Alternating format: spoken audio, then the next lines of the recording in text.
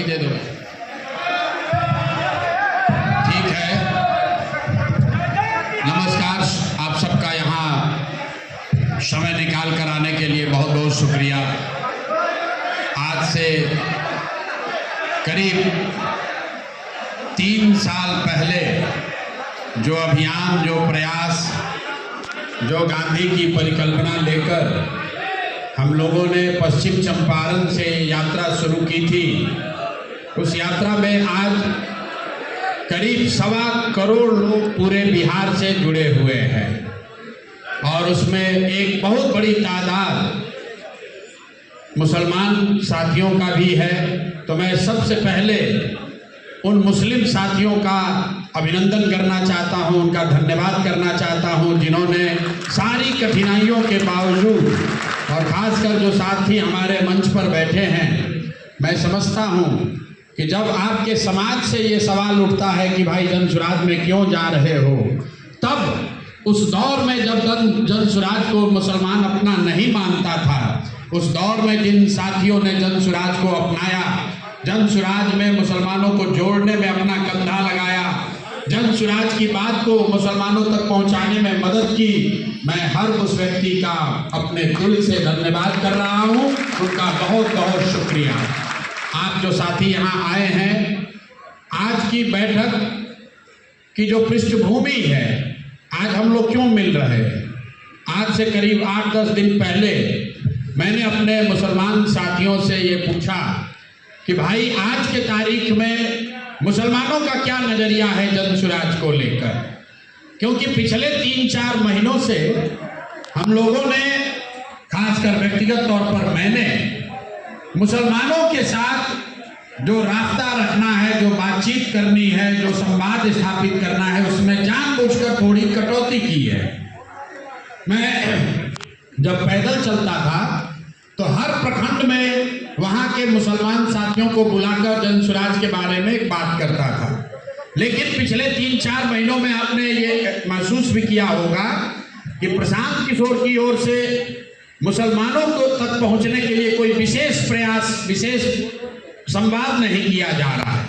वो ऐसा इसलिए किया गया क्योंकि 2-2.5 साल के मेरे प्रयास के बाद ज्यादातर मुसलमान जो जनसुराज की परिकल्पना को समझते हैं, इससे सहमत हैं, उनका ये एक ही सवाल रह गया था कि हम लोग तो ठीक है, ये बात तो अच्छी है, ये प्लेटफॉर्म अच्छा है, ये रास्ता ठीक है, लेकिन हम लोग के अलावा इसमें कौन आ रहा है।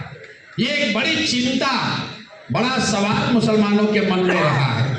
इसलिए मैंने जब बिहार बदलाव यात्रा शुरू की है तो मई महीने में अपने टीम को मैंने बताया कि भाई सभा चाहे जहां भी हो, अभी हम लोग मुसलमानों के जो इलाके हैं उनको थोड़ा छोड़ दिया जाए, पहले हम लोग हिंदुओं के इलाके में सभा करें और मुस्लिम भाइयों को वहां निमंत्रित करें, उनको ये दिखाएं कि देखो कि इस पूरे प्रयास से बिहार में कितनी बड़ी आबादी जुड़ रही है।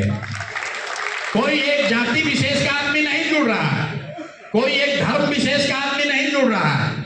आप में से जो लोग भी थोड़ी बहुत भी राजनीतिक सामाजिक सक्रियता रखते हैं, आपके इलाके में जो जनसुराज की सभा हुई है, बिहार बदलाव की सभा हुई है, मैं दावे के साथ कह सकता हूं कि एप्पल टू एप्पल, मतलब अगर गांव में सभा हुई है तो उस गांव में इससे बड़ी सभा किसी ने नहीं हाल फिलहाल में की है। अगर प्रखंड में सभा हुई है तो उस प्रखंड में उससे बड़ी सभा किसी ने नहीं की है। अगर विधानसभा में सभा हुई तो विधानसभा में उससे बड़ी सभा किसी की नहीं हो रही है। ये जो लोग आ रहे हैं, यही वो लोग हैं जो मुन्ना जी बता रहे हैं, जो घबराहट पैदा कर रहे हैं, जो भाजपा वाले कंबल ओढ़कर सोए हुए थे। मुसलमानों को भी चिंता हो रही थी कि अरे भाई तो गांधी की बात कर रहे हैं, ये तो मुसलमानों को आउटरीच कर रहे हैं, मुसलमानों को 40 सीट देने की बात कर रहे हैं। ऐसा तो नहीं कि मुसलमान साथ में चला जाए और दूसरा कोई साथ में ना आए, महागठबंधन को नुकसान हो जाए। आज महागठबंधन वाले आराम से बैठे हैं, उनको लग रहा है कि पिछले 2-3 महीने में तो सारा एनडीए का, भाजपा का ही वोटर जनसुराज की ओर जा रहा है, लेकिन उसको नहीं मालूम है। अब हम लोग गियर बदलेंगे क्योंकि मुसलमानों ने पहले ही तय कर लिया है, मुसलमानों ने पहले से ही सुन लिया, समझ लिया, तय कर लिया सिर्फ इतना ही फर्क है कि हमने कहा था कि मेरे कथनी पर मत जाइए, मैं जो कर रहा हूं उसको देखिए। आप देख रहे हैं 2 बरस में जितनी बड़ी व्यवस्था जनसुराज ने बनाई है देश के इतिहास में। जीत हार की चिंता छोड़ दीजिए, लेकिन देश के इतिहास में मैं दावे के साथ कह सकता हूं कि बिहार जैसे बड़े राज्य में इतने कम समय में इतनी बड़ी व्यवस्था किसी ने राजनीतिक व्यवस्था नहीं बनाई। ये वानगी है, ये वानगी है। अगर आपने अगले 3 महीने में मन बना लिया, एक बार आपने कंधा लगा दिया, तो आप लिख कर रखिए अगले 2 बरस में पूरे देश की राजनीति का निडिल घुमाकर बिहार की ओर कर देंगे। अगर न किया तो आप हमको बताइएगा। आपकी सारी चिंता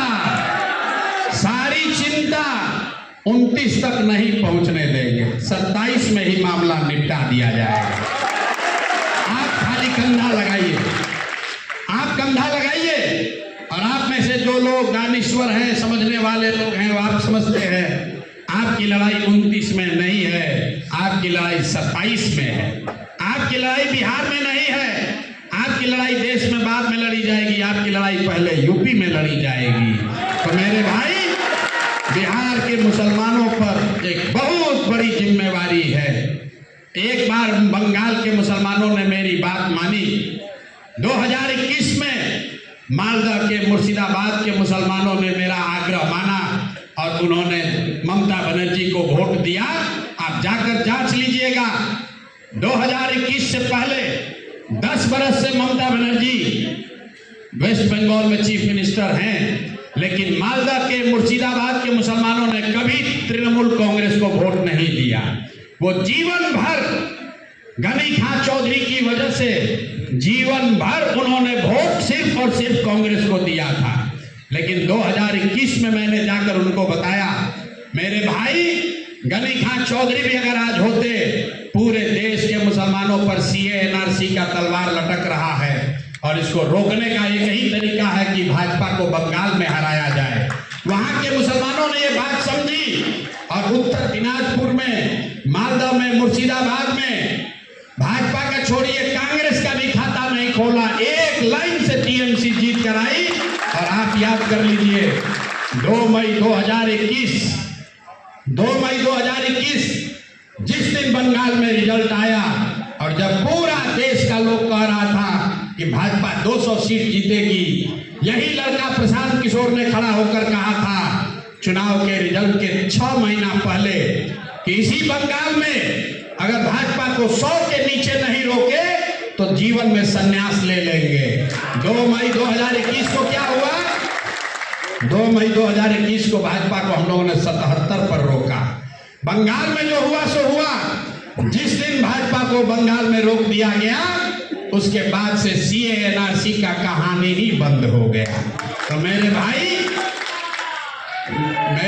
अगर बिहार में जो हम लोग कोशिश कर रहे हैं, ये सिर्फ बिहार की लड़ाई नहीं है। जब गांधी चंपारण आए, चंपारण का आंदोलन हुआ, बिहार के होने के नाते कई बार हम लोग ऐसा कहते हैं कि चंपारण से देश को आजादी मिली। नहीं, चंपारण से देश को आजादी नहीं मिली। चंपारण आंदोलन के तो 40 वर्ष के बाद देश आजाद हुआ। चंपारण से इस देश को वो हथियार मिला, वो विश्वास मिला कि अहिंसा और सत्याग्रह भी एक तरीका है जिससे कि अंग्रेजों को हराया जा सकता है। तो जो काम जनसुराज बिहार में कर रहा है, ये सिर्फ बिहार जीतने की लड़ाई नहीं है, इस बात को स्थापित करने की लड़ाई है कि 50% से ज्यादा, आधे से ज्यादा हिंदू जो आज भाजपा से जाति के नाम पर नहीं, विचारधारा के नाम पर लड़ रहे हैं, उनके विरोध में खड़े हैं, वो आधे हिंदू अगर 20% मुसलमानों के साथ मिलकर राजनीतिक सामाजिक गठजोड़ बना ले तो दुनिया की कोई ताकत उनको जीतने से नहीं रोक सकती है। कोई नहीं रोक सकती है। इसका प्रमाण है 80% आबाद हिंदुओं के देश में भाजपा को 40% से कम वोट मिला है। मेरे भाई, आज भी आधे से ज्यादा हिंदू भाजपा को वोट नहीं देता है। जरूरत इस बात की है कि ये जो हिंदू हैं, जो मैं रोज समझाता हूं, जो गांधी को मानने वाला हिंदू है, जो बाबा साहब का फॉलोअर है, जो कम्युनिस्ट विचारधारा के मानने वाले लोग हैं, जो लोहिया जयप्रकाश को मानने वाले हिंदू हैं, ये लोग आज भी आधी आबादी हिंदुओं की है जो इन चार विचारधारा के मानने वाले लोग हैं। अगर इनके साथ 20% मुसलमान साथ में आ जाए तो सीधा सीधा आप हुए 60, भाजपा हुई 40। यही फॉर्मूला है जिससे भाजपा को देश में हराया जा सकता है। और अगर राजनीति को किनारे भी कर दें तो यही वो लोग हैं जिन्होंने आजादी के लिए अपना खून बहाया है। गांधी के मानने वाले लोगों ने आजादी की लड़ाई लड़ी, मुसलमानों ने आजादी की लड़ाई लड़ी, बाबा साहब अम्बेडकर, कम्युनिस्ट और समाजवादियों ने आजादी की लड़ाई लड़ी, भाजपाइयों ने आजादी की लड़ाई नहीं लड़ी थी। तो अगर जैसे देश में आजादी हासिल करने के लिए मुसलमानों का और इन चार विचारधारा के मानने वाले लोगों का गठबंधन बना था, उसी तरह अगर आज आपको नई व्यवस्था खड़ी करनी है तो विचारधारा आधारित व्यवस्था बनानी पड़ेगी। लोहे को लोहा काटता है मेरे भाई। जो संघ है, भाजपा है, वो विचारधारा आधारित व्यवस्था है। अगर भाजपा की विचारधारा से लड़ना है तो महात्मा गांधी की विचारधारा को ही खड़ा करना पड़ेगा, दूसरा कोई रास्ता नहीं है। मुसलमानों को बस मैं इतना ही कहूंगा मेरे भाई, अब अगले 2 महीने अभी भी आंख बंद करके भरोसा मत कीजिए, देखते जाइए। खेल अभी अब शुरू हुआ है, खेल अभी अब शुरू हुआ है। आपको याद दिलाना चाहता हूं 2015 में मैंने 2 जून 2015 को शुरुआत करी थी। तब ये मोदी की लहर थी। 14 में हम ही लोग जिताने में कंधा लगाए थे। 15 में जब यहां आए 2 जून 2000